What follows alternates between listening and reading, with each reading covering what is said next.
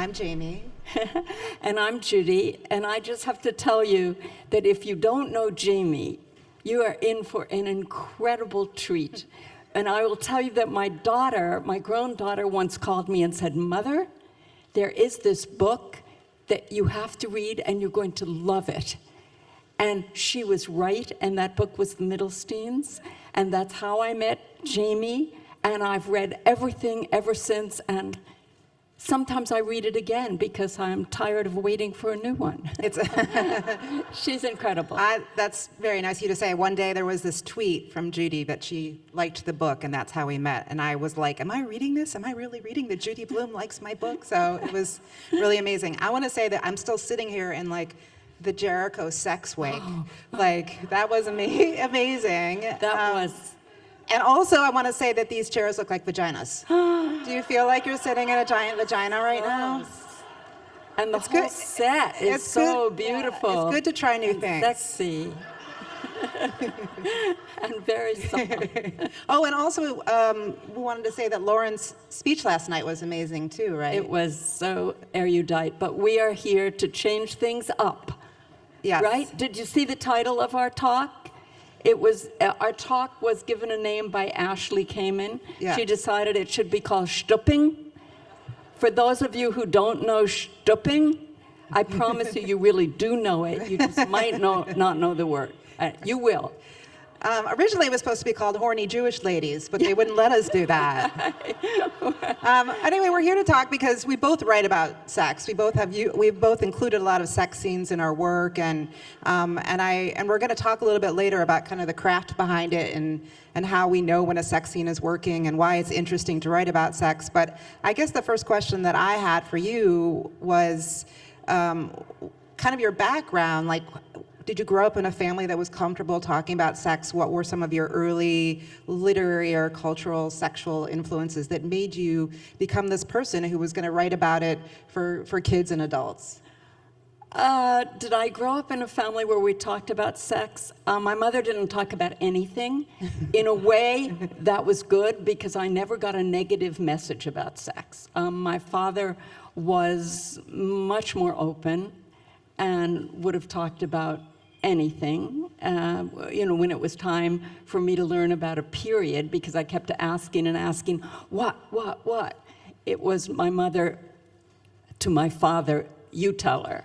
And so my father tried to tell her. Wow. Yes. How did he do? He didn't tell me well, but he tried. Yeah. And I came away from that, I was 9 years old, thinking that every time the moon is full, that this great thing is happening to women all over the world, and I so wanted it to happen to me. Yeah. So the message was, I was always curious about sex, and I think the message was certainly not negative, maybe a little bit positive, maybe okay that I was curious and I wanted to know. Yeah. And that just stayed with me. My mother had one message for me: be a good girl, Judy. And I knew what that meant. Don't get pregnant. Oh, yeah. That's what that meant. But you could have sex.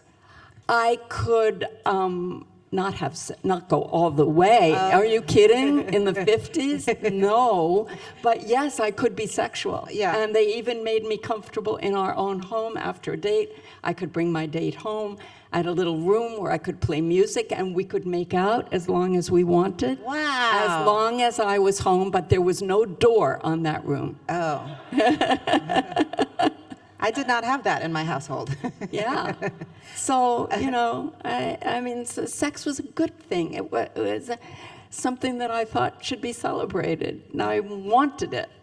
That's nice. My mom was, I just remember she took me for a walk around the block one day. This was the only sex talk. Well, I knew my parents had sex, and that sex was fun and good, right? Like, there was that understanding, but she took me around the block and she told me that she had not waited till marriage to have sex with my father. It was the week before. And they couldn't wait any longer, and it was the week before, and she wished that she had waited. And so the guidelines in my house were kind of like it's a good positive thing, but you should wait until you're married. So I'm a 50-year-old virgin. But that like really went out I mean, I had no interest ever, even as a child or as a teenager or anything like that. Like it was never really an end goal for me. So it was not like a good guideline for me. It just didn't seem to apply. I don't know. I thought it was about love though. I thought sex was supposed to be about love. Which Yeah, I watched a lot of movies when I was a kid, and I read a lot, and my parents had a lot of books at home, and nothing was off limits because reading was a good thing in my house, unlike what's going on today and what happened in the 80s. But anyway, I found the Fountainhead when I was about 12, and I don't know what I got from the book, except that I remember one moment when a man bites a woman on the breast. And I thought that was disgusting and horrible.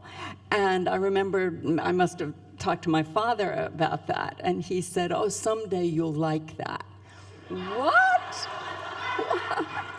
And then I found Saul Bellows' The Adventures of Augie March. Yeah. And I can't tell you anything about what that book is about, but there is one scene, and it's a picnic, and there's an eagle. I don't know that the eagle is involved in the sex, but it is a very, very sexy scene. And it turned me on. Yeah. Maybe I was 13 or something. yeah, and it stuck. And so that's good. Yeah. That's good. It's a way to try out doing things without actually doing them, reading about them. Right, fantasizing, thinking about it. Yeah. Yes. I mean, I was like a beach book person. I just remember reading all the books that my mother took with her, like all the kind of Judith Krantz kind of glamorous, glitzy things, and then John Irving books too. He had a lot of sex in them, and he was really popular. Like everybody was reading John Irving for years and years, and I'm sure they're still reading John Irving. That's how young you are. Yes. That's how old I am. Yeah. and so it was like there was a lot of sex in John Irving books. I remember that, and I didn't get it all, and it was kind of weird.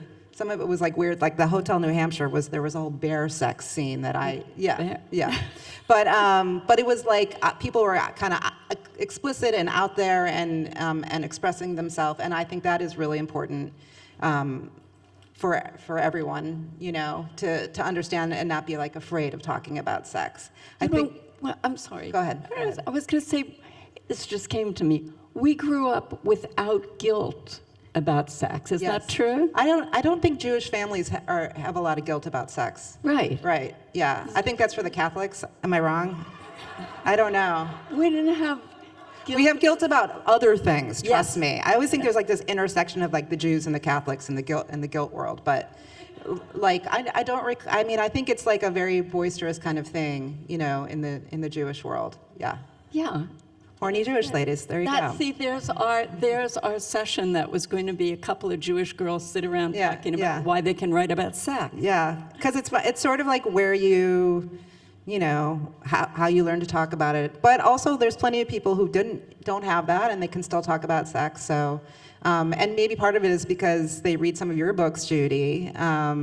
And I was talking to one of the writers here last night, Jami Quattro, and she was talking about how she grew up in this conservative Christian household, and then she read Margaret, and was like, and it would just like help, like made her realize that sex was good and feelings were good, and those kinds of warm feelings were really good, and it helped her to really break free. I don't know where she is, she's somewhere in the audience. There she is, and she says, "Thank you to you for doing that."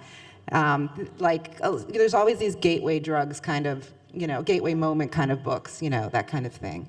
When you have written about sex in the past, you transitioned from writing just, for teenagers and to this adult moment with Wifey. Was this a conscious move on your part where you thought, I'm ready to do like this big grown-up sex? To write a real book? No, a big grown-up sex. That's what people used to say. Oh, really? If you wrote children's books, they would say to you, well, when are you going to write a real book, Judy? Oh, my gosh.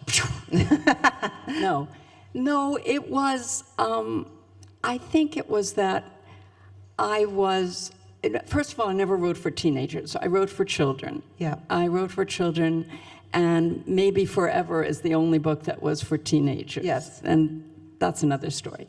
But I felt that I'm a woman too, and I have these feelings and experiences of a grown woman.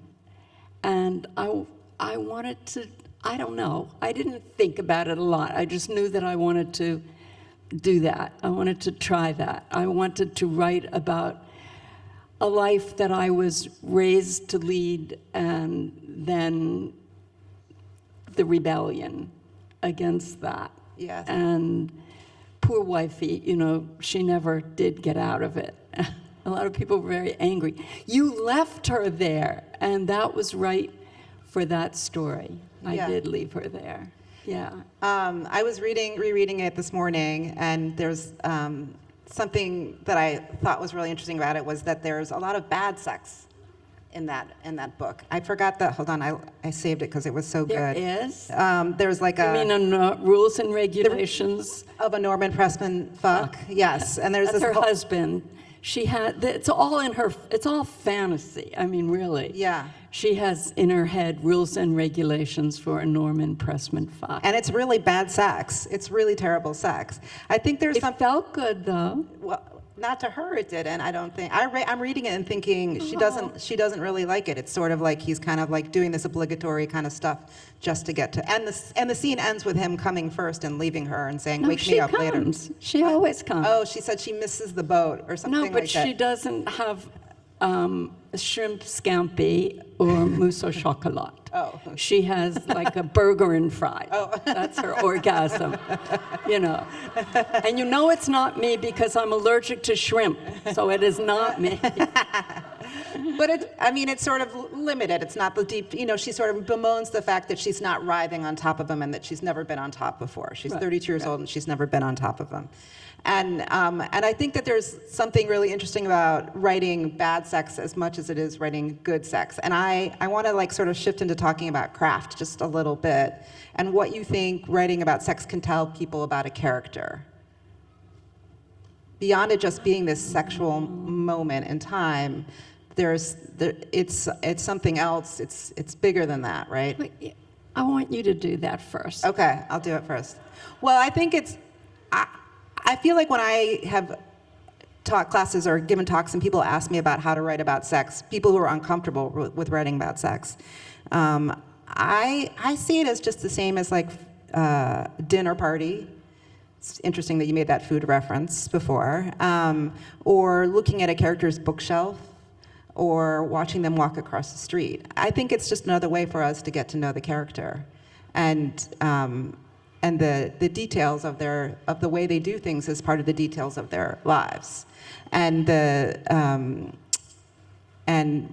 it's good to like operate from a place of non-judgment in those scenarios, sort of to like, I even like to make the writing kind of cool in that moment and just let the things happen and let the things unfold. And so good sex or bad sex, It's funny. It's That's funny. what I think. It's funny, or it's I just mean, part of the story. It's Sex is very funny. It may not be funny when you're doing it, Yeah. but it's very funny to anybody else, like your teenage children, thinking that you're in love and being sexual. They think it's hysterical and disgusting, and I think it's funny. I like to write funny sex. When it comes to my adult characters, it's interesting because when it comes to my young characters, I can write steamy sex. yes. And when you said before people don't feel comfortable doing it, writing about sex, I think those people don't write about sex, nor do they need to write about sex. You're right. You only do it if it comes naturally and Yes, that's true. spontaneously, and you can enjoy the writing of it. You can enjoy the fantasizing. One of the things that Lauren said last night was fantasy. A lot of sex is fantasy, isn't it? Yes. And so, Turning yourself on. well, yeah. Yeah. Right. When the other person. Whatever works. Yes. Right. Yes. Right. And so, have you? I just lost our train of thought. I got so caught up in my own fantasies for a second that I lost. Have I turned myself on? Yeah. With my writing? Yeah. Have you turned Yes. yourself on? Yeah.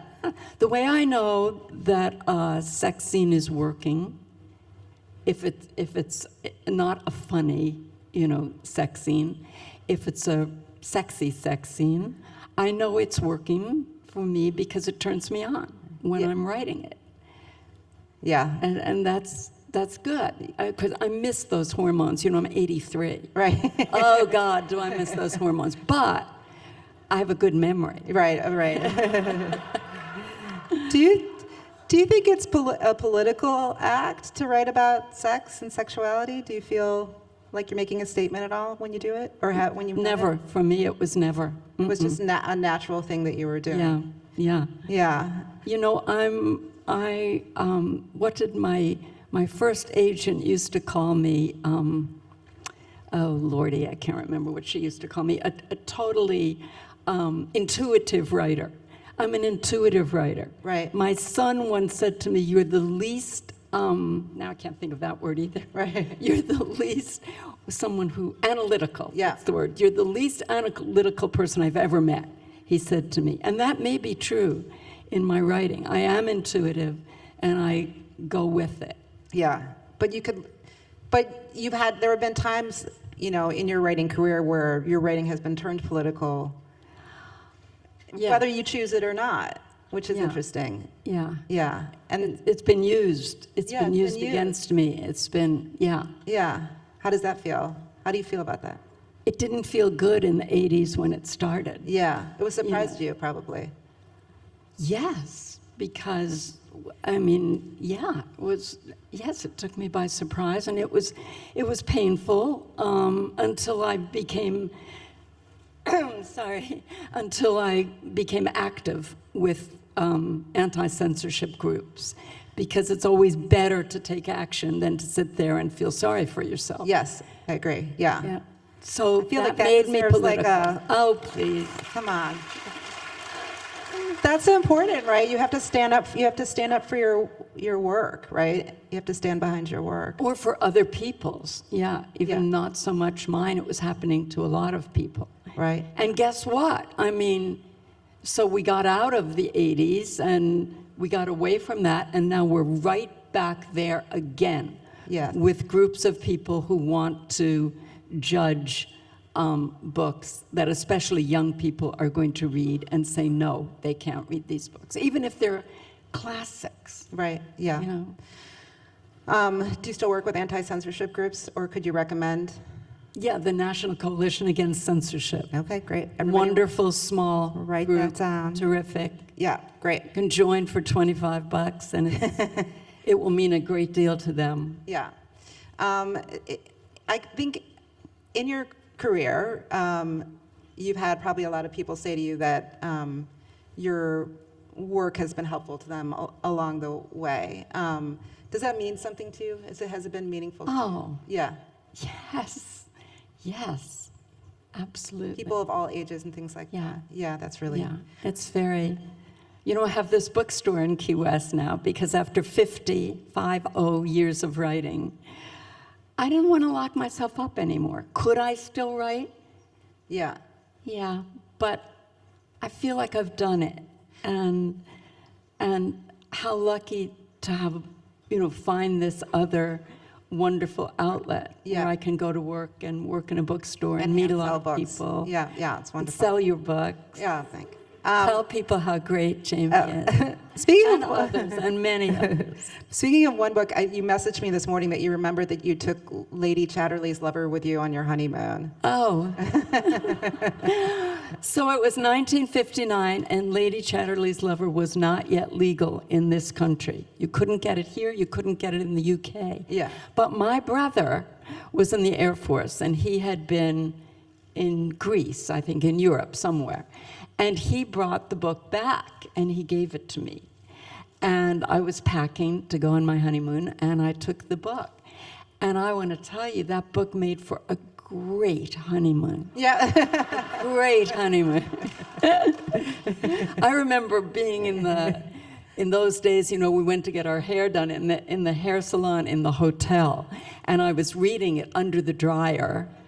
And it was like, I have to go upstairs right Folding now. pages. And my then young husband was quite pleased, I think. I feel like we had one of those in our house floating around too. Maybe like the pages were falling out a little bit now that I think about it. So, are there any contemporary writers, sexy writers that you think about that you like a little bit? Any sexy Jami writes great sex, wonderful sex scenes. My husband has a favorite, and it's interesting because in that scene with Warren, it's not consummated. They don't ever actually do it. It's a young woman who meets an older guy at a wedding, and she's flirting with him, and she's offering himself up to him, and he is like, no, I don't do that. I can't do that, because it has to be love. And finally she says to him at the end, you know what, Warren, you are old. He's 52 or something. Such a burn. What a burn. But Jami writes great sex. Okay, a favorite of mine is, I can't even set the scene, but there's a guy and he comes to her house and they're on the sofa. Oh, yeah. And there's a mirror. So there's a mirror facing them as they're thrown on the sofa. And she can see in the mirror that he, while he's on top of her, is looking at himself in the mirror. What a turn off. Yeah, sort of pounding, murdering her. She said he's trying to murder me with his dick. That's what she says. Yeah. It's not so romantic, but it's accurate. He's watching himself. Yes, he's watching himself. Yeah, those are both from All Grown Up, my novel, All Grown Up. So I was thinking about how in the Middlesteins there's not a lot of sex, and my mom really approved the most of that book because there wasn't any sex. And I said, there's a hand job scene, and she's like, hand job, that's nothing. My mother, I'm so glad she's not here right now. My mother was my first typist. And because this was before computers, and she was a crackerjack typist, and so it would be a typewritten manuscript with a lot of notes on it, and then she would come to the house and type it. Wow. And I remember, I stopped this. I didn't let her type forever. I couldn't let her type forever. Yeah. But she did type Margaret. Yeah, she loved. Well, it was like a way of bonding with you and supporting you. And she did. My mother had a group of friends. Are we okay? Oh, I didn't even look at the Oh, time. we're okay. Yeah. Okay. My mother had a group of friends, and one time I was going to be on the Dr. Ruth show, and it was the Mother's Day show. So my mother invited her friends over to see Judy on Dr. Ruth's show for Mother's Day. I need to find this video on YouTube immediately. Oh my. But what my mother didn't know was Dr. Ruth and I were going to talk about masturbation. And I never heard anything about this. I just knew that the women were coming. But a daughter of one of the other women said to me, do you know what happened? And I'm like, no, what happened? And she said, when you started talking about masturbation, all my mother's friends got up and left. That was never a word that was spoken in my house, masturbation. Wow. I was once asked, on a book tour, I was asked by some guy who was supposed to be a great interviewer, a radio person, so who was your first lover? And my daughter, my grown daughter, and my grandson, and other people I knew were in this audience. It was in Boston. And I thought, and I said, well, I guess it was me. And all the women in the audience cheered. Yes, yeah. Amazing. Yeah. Masturbation, if we would tell kids about masturbation, we don't have to tell them because they're doing it anyway, but it's safe sex. Right. It's a good thing. Yeah. It's a good thing, and it never ends. Use it whenever you need it. You have my permission. Yay! I'm just trapped in Judy world now, thinking about masturbation, and it's such a good way. It's like after Jericho, and yeah, everybody's very sexy. I'm going to talk a little bit about writing sex, I guess. Good. A little bit more talking about it. I feel like I've gotten. I sometimes get people think it's me.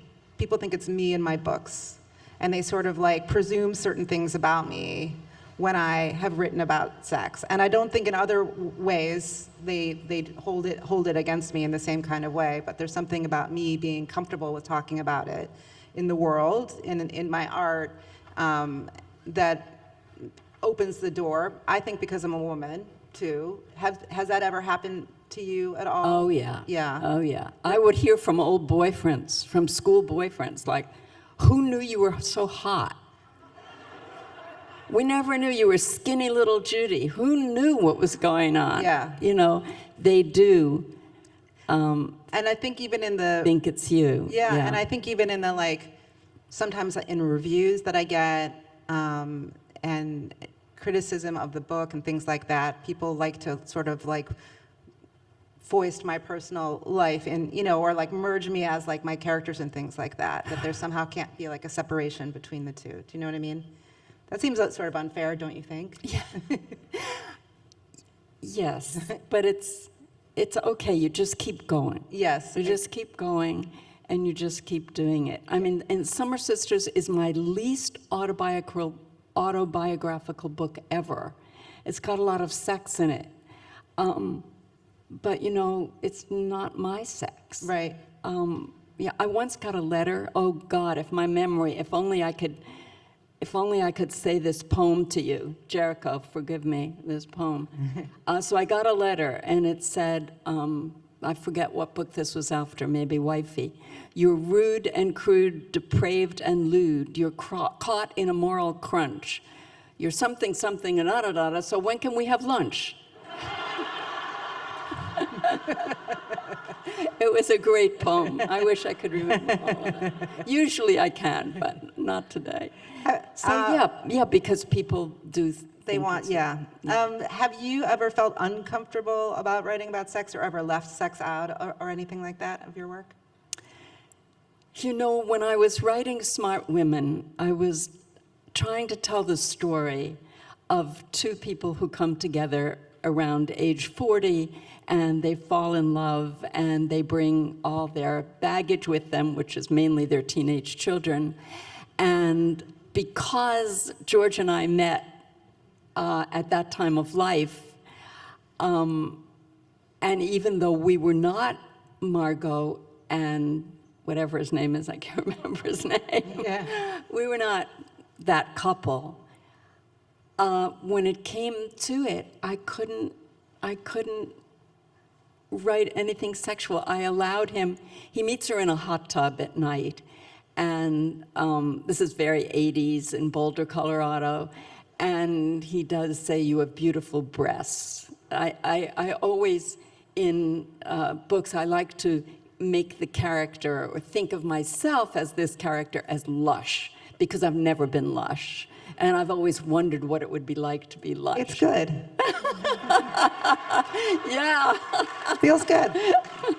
Right. So he says, "You have beautiful breasts." She says to him, "Hot tubbing is not sexual." Like, well, you could have fooled me. And they do fall in love. And he moves into her house. And of course, they're having sex. Couldn't write it at all. I remember one line, and I thought, you know, there's a contest every year, the worst sex in books, the worst sex writing in books. And I thought, oh, they are so going to get me for this stupid line. It's like, and what Margot and whatever his name is, Right. they fall into bed, and they do everything to Yeah. one another, because I couldn't do it. I just felt it was too much George and me, or people would see it. I couldn't do it. Yeah. I identified too much With the character, yeah. with them. But however, I just have to say, Yeah. that book has some of my best teenage characters ever. There's a character named Michelle who's great. And You redirected the sexuality. Yes. The passion that you were feeling. You were redirected it to. That's pretty interesting. Redirecting it to another yes, character. but it's funny. I Yeah. mean, their take on it is very funny. It's interesting how we find the safe places to put our sexuality. I was thinking about how, while you were saying that, how I have this memoir that's coming out in like 3 days or something. I don't know. Yeah. And we don't have it up there yet, and I'm telling you, I'm reading a copy of it now that I got, an advance copy. It is so good. Thank you very much. I stayed up way too late last night before I turned out the light, Yay. even knowing that I was going to have to be on the stage early this morning, so. Yeah, that's great. Thank you. I had some sex scenes in my memoir anyway that I cut out. I don't know. I wrote an extra 20,000 words on top of, it's 72,000 words, and it was 92,000 words when I was done, and I cut 20,000 words. And some of those were sex scenes that I cut out. I know, not because I'm a coward, but because they didn't fit. There was something about, I was glad that I wrote it out. It was you. It was It wasn't me. your character. Yes. It was you. And because it was me, there was also a partner in the scene, too, who maybe wouldn't have wanted to be written about, There is one kind of sexual moment early on. I don't know if you got to the sex toy part of it yet. I did. Yes. Where Last somebody night. that I was, meeting up with. Excuse me, we Oh, do I have have it? books. Oh, good. Oh my God. All right, Dave's well. memoir arrived. Yay. Yay. Oh, wonderful. Maybe I shouldn't tell this sex scene then. I don't want to spoil it for you. No, I'll finish it. Just somebody when we're having our first encounter, and he brings like a weird shaped sex toy to the encounter, but he has it in a brown paper bag. And I thought he brought me a sandwich for a second. I was like, what it? Like peanut butter and jelly like your mom used to make But for you you. didn't use it. I didn't use it. You not, rejected it. It was not on the menu for that night, no. But when we were talking once a year or two ago. Yeah. when I Oh, was now, all right. So What? But that's- No, we can talk about it. Okay. So here's another vibrator story. It's not, well, okay. What? Well, you did tell me to get a vibrator 2 years ago. You are very It was a you certain promote. It was a certain kind of toy Yes. that actually my husband ordered for me. He found it online, and It's called the womanizer, what right? called the womanizer, and Yeah. isn't that wonderful? Yes. Isn't that great? And so He got it for me, and then I sang its praises to all of my girlfriends. she should be a spokesperson for it. I think she's an influencer, is what I'm saying here. They should have made you, and they should have given you some money, Judy, definitely. I So don't think so. But anyway, I was like, Judy told me to get a vibrator. I got to get a vibrator. So I went back to New Orleans. I got a vibrator, and then like 2 months later, the pandemic hit, and so eventually the vibrator died because of the pandemic and its use. COVID killed my vibrator. And then I very recently I was like, well, I guess I should get another one, and I went and I ordered it, and I didn't really get what I was ordering, and this one showed up in the mail, and it's like literally the size of my arm. I was like, No. what do I do with it? I don't think that's what you're talking. No, That's no, not no, what she no, wants no. for me. So I call it the beast. No, mine is not a beast. Yeah, I don't know what to do with it. It's sitting in the drawer. Anyway, it's, I mean, the enjoyment of sexuality Yes. should go for your whole life if you want it to. If you want it to. Right. And if you don't, fine. Yes. But if you do, and, whatever you can do. Right. If you have a loving partner like I am lucky enough to have, I don't know where he is, he would kill me. Oh, is he back there? There he is. Hi, I see George. him. He's way back there. Yeah. If you're lucky enough to have that, and so lucky that he gets you this womanizer, Yes. this toy. That's so sweet.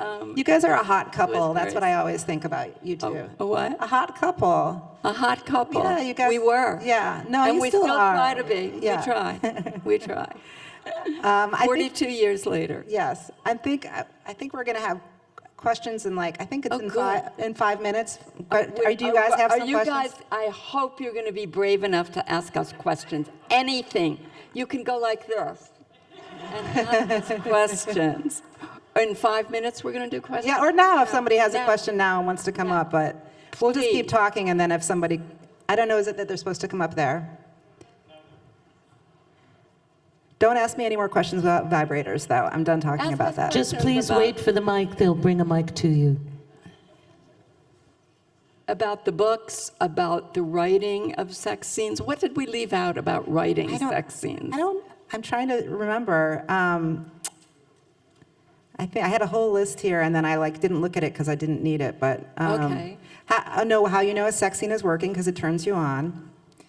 Well, that's only true for me. Oh, good. Someone has Okay. a question. Hi, I have a question for Jami. What are some of the best sex scenes you think you've written, or some of your favorites? That I think are like hot. I mean, it's weird because I do the one that Judy mentioned. I do really am very proud of it. The very bad, like kind of bad sex scene where she's just like standing there naked and just drops everything, and he observes her, and it feels very raw. Like I'm into the idea of people being really naked around each other. There's a scene in my last book, All This Could Be Yours, where I don't want to give anything away, but there's two characters in a car, and one of them gets the other one off just with his hand, sort of pushing up her skirt and doing that. And I liked that, like it was just very simple, and it worked, and there was a hot moment, and it was over. So I'm like very sparked by like these like the rawness of it, the nakedness of it, and then these instant moments of connection, and it just sort of. I just find it really fulfilling and tantalizing to write about things in that way, like just to like get in there and then get out again. Does that make sense? That's a metaphor. It's all a metaphor. Everything is a metaphor right now. I can't win. Anybody else? Oh, There is someone back there. Judy, it's Hayes. Hi. I write, but I hesitate with sex scenes. I really do, because of the adverbs. Like, how do you not make it schmaltzy? Oh. Like, Don't use any of the adverbs. I Yeah. know. It's do like, that. should you just go into more description of the act, or inject your feelings into it, or allow the audience to find the feelings? I ahead. would say get in. I mean, for me, it's about what the character is thinking and feeling during the act. I mean, I don't describe yeah. the act so much, although in Forever I tried because it was two kids and it was their first love and first sex. But again, I see it as funny, but if you're seeing it as erotic, that's good too. Right. I mean, for me, it's always like, what is happening in the scene? Like I kind of sort of pull back from it, so it's not like, oh, this is like a sexual moment necessarily, but how are these characters interacting with each other? How are these characters feeling? What's the physical actions? What are the physical interactions of it? And have it be less about like the romance of it all, if there is romance at all in it. That seems to be really helpful to me, just to sort of, like I said before, it's like, and then it's the same as to me as if they're eating a meal together, right? So however you wouldn't use all those adverbs to describe a meal. Well, maybe you would, but yeah, keep the adverbs out of it. Read some good sex scenes. And, my friend Hilma Wolitzer, who I think is 91 this month. She has a new book out. She has a new book, Yeah. and it's wonderful. It's called I can't Oh, remember. what is it called? Today I met a woman who went crazy in the supermarket. Today a woman went crazy in the supermarket, something like that. It's a book of stories. But in that book, she has wonderful, loving, married sex. And I said to her, Hilma, you know, I can't do that. I can't do that. I mean, writing wonderful, loving sex is much harder for me. I basically don't do it. Then, you know, then it's either funny, or if it's young people, it might be very erotic. But I said that to Hilma, and she said to me, well, but it is sexy, married sex. And she adored her husband, who died of COVID in 2020 when things were horrible, and misses him and their sex life terribly. Yeah. And she has written just lovely married sex. If you're, you know, I don't know, but I think reading good sex scenes, or the kind of sex scenes you want to write, will help you do it. This summer, I reread Summer Sisters, and I loved it. I loved it the first time, but I loved it more the second time. And I did find the characters in that book are so haunting. I was wondering how difficult it must have been to write the somewhat traumatic, violent beach scene where the protagonist is, shall we say, put in a situation of having multiple partners in sex. Yeah. How difficult was it? I don't remember at all, but I know that it's a sexy scene. That's a scene that turned me on. I don't think of it as violent at all. They're stoned. It's her 17th birthday. She's in love with a guy who's maybe 20. He's there. Her best friend is there. There's another guy there. And it's dark, and they're on the beach, and they're dancing on the beach, and suddenly somebody is starting to make love to her, and she realizes suddenly it is not her boyfriend, it's the other guy. And she runs into the ocean, but she's saved. I can't tell you how difficult was it. I don't know. That would, excuse me. That isn't what makes writing difficult for me. Writing was so hard for me. I mean, one of the reasons, the freedom that I feel now at not writing after spending 5 years with my last book, In the Unlikely Event, which has, I think, a lot of really good sex. Yes, I agree. I think, Yeah. you know, and just saying, I can't do this anymore, don't want to do this anymore, it's too hard, I don't want to be locked up. At age 80, I don't want to be locked up in a room for another 5 years, I want to be out. And so it's such a relief. So I love the having written part. Yes. And I love that when I get up every morning now, I don't have to do that anymore. Yeah. It's never the subject matter for you that was difficult. It was always just the sitting down to do the. Well, it was making it work. Yeah. I mean, it was very difficult. Yes, but you were very prolific. You know. I was for a while. I was really prolific until I met George. And, but no, I don't blame him. I mean, you know, I was happy then, maybe for the first time in my adult life. Yeah. I was really happy, and you need a lot of angst to write, I think. Don't you think? Yeah. I mean, I need it. Of course, I could always conjure it up again. I can make myself really anxious and angsty, just like that. I think you deserve happiness. You get to do that. Anyway, so, Yeah. but angst is good for writing. Agree. But I like being happy too. Yeah, well, you can do both. You can do both. All right. You have my permission. Okay, thank you. There's someone right there. Please stand. Oh, I was thinking. Hi, first of all, Judy, thank you, because you taught me more about sex than my mother, by far. So 2 questions. I'm curious about your process of writing while you were raising children, and also your decision about the timing about publishing Wifey.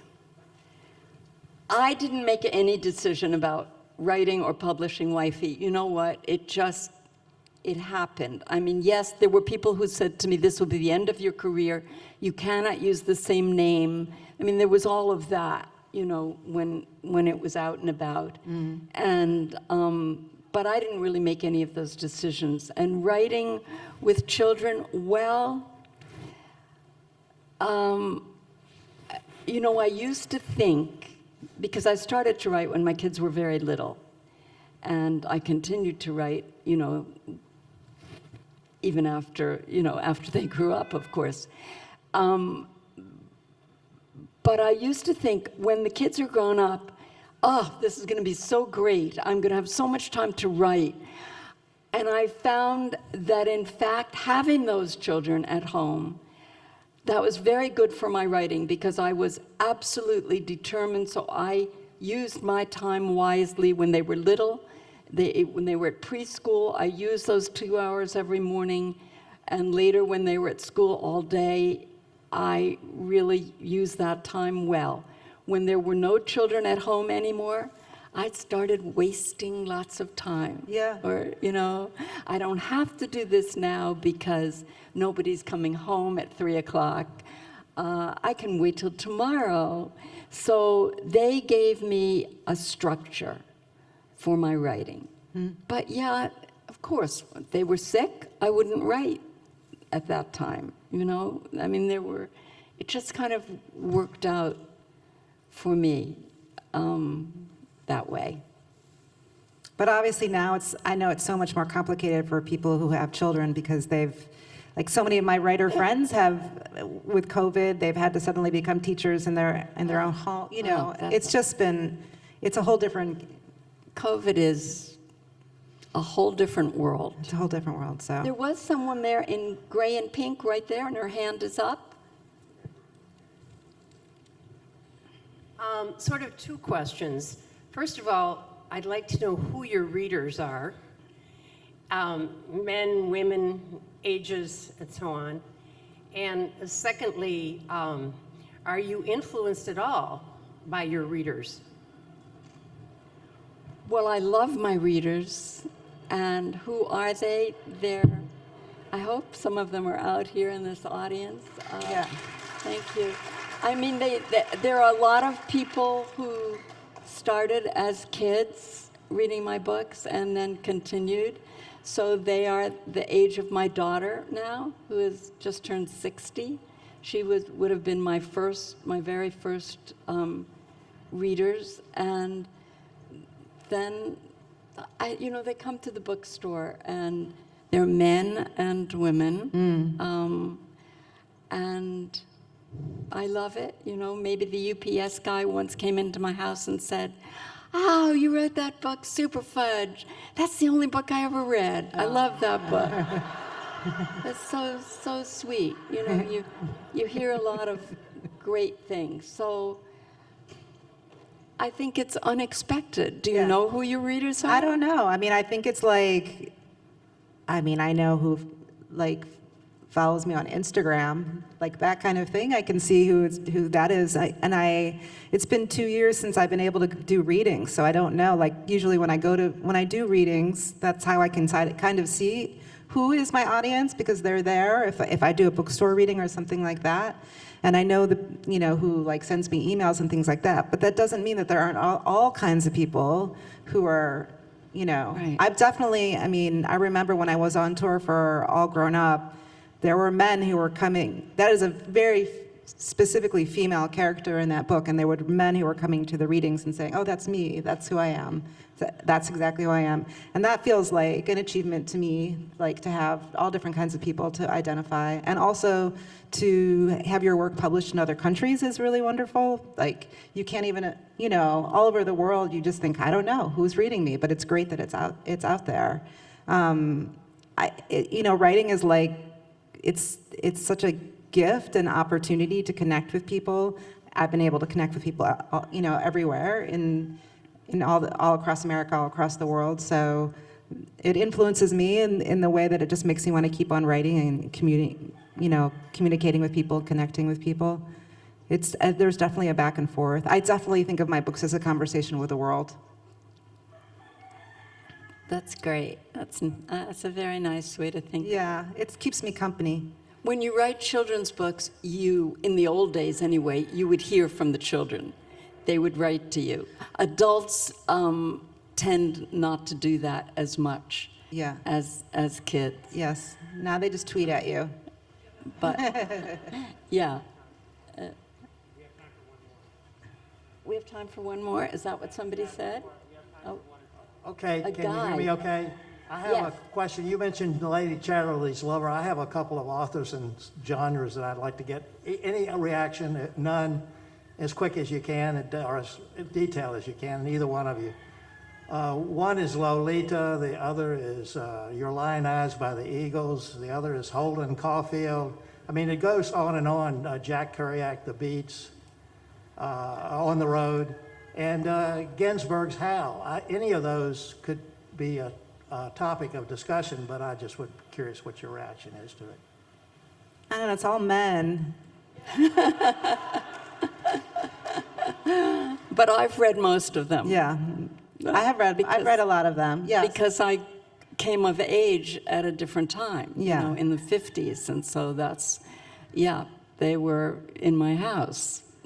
So Yes. I read them, but not the same as reading my female Yeah. writers. Yeah. But yeah, I don't know. That's my response. It was just the top I don't of my know. head. What was the question? How did we feel about, how do we have a response to any of them, or how do we feel about any of them? Yes. A good book is a good book. Yeah. Oh, Okay. First, I just wanted to say thank you for this morning and to both of you for being so brave and upfront about everything and appreciating the freedom of speech we have here in a world which is not, it seems sometimes to be closing down. My question is, have you any advice for writers how to cope with this, and particularly young writers, how to write about the stuff that we really want to write about, or really want to write about, and not holding back in spite of being banned or people trying to ban them, or the whole censorship movement? Have you some thoughts on that? Well, the censorship movement is mostly against books for young people. Although there were all the classics that were banned from the high school program. So I think, with the censorship movement, become an activist. Get active. If you just join a group like National Coalition Against Censorship, ncac.org, you're doing something. But there was something that I wanted to say about, my advice, I've said this a lot, but I'll say it again, when I'm talking to young writers, is you can't write with the critic on one shoulder and the censor on the other shoulder. You've got to kick them both out. Out, out, out. yeah. You can't write thinking about, I can see this review. I've done that myself. Yeah. I can see the review that's coming here. You got to get rid of that person, that critic thing, whatever it is. And you have to get rid of the censor also, and write it as you should write it. Don't self-censor.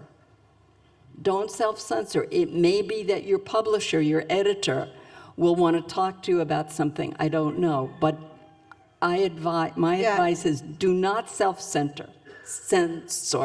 Just go for It's it. a pure act, right? Don't limit the pure act of writing. The other thing I was going to say, don't have your mother on your shoulder. Telling you what you can or can't write. Your mother on your shoulder. Just write what you want to write, get it all out there, and then worry about all that other stuff later. Because that's your joy right there. I love writing. I love having written and the actual process of writing too. And I don't want anything to take away from that like little gift that I can give myself, that moment with my words. You got to let it out. I'm just going to tell one tiny anecdote, okay?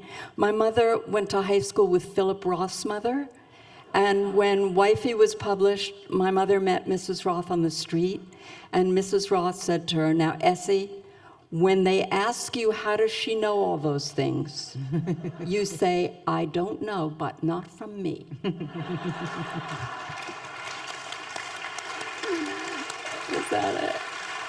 Thank you. Thank you. Jamie, thank you so much. Judy. Thank you. What a joy. Jamie. What a Oh, yeah. Thank you, guys. Thank you.